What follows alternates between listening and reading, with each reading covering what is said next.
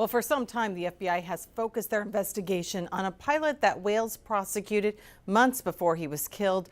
Over the years, there have been numerous pleas for anyone with information to come forward, including a sizable reward.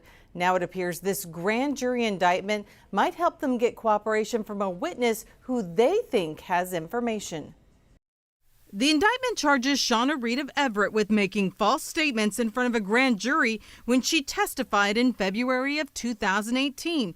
She denied before the grand jury that she previously told a Seattle police detective and an FBI agent during an interview that someone referred to as suspect number one told her that suspect number one bragged about involvement in the murder of a judge or attorney that lives on top of a hill. Reed also denied in front of the grand jury that she previously told investigators that suspect number one bragged that the murder victim was someone of importance like a judge or an attorney general. Federal prosecutor Tom Wales walks out, the man wearing the tie. Last year, King 5 investigator Chris Ingalls uncovered video from the year 2000 when Wales prosecuted a case involving a plan to convert Vietnam-era helicopters to civilian uses like logging and firefighting.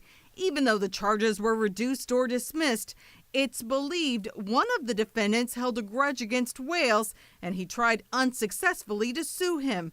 A year after our cameras videotaped Wales on the courthouse steps, he was gunned down at his Queen Anne home.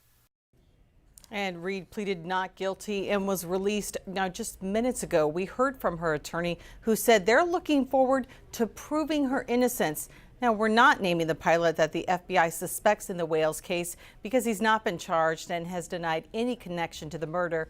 And if Wales was murdered in connection with his job, he would be the first federal prosecutor killed in the line of duty.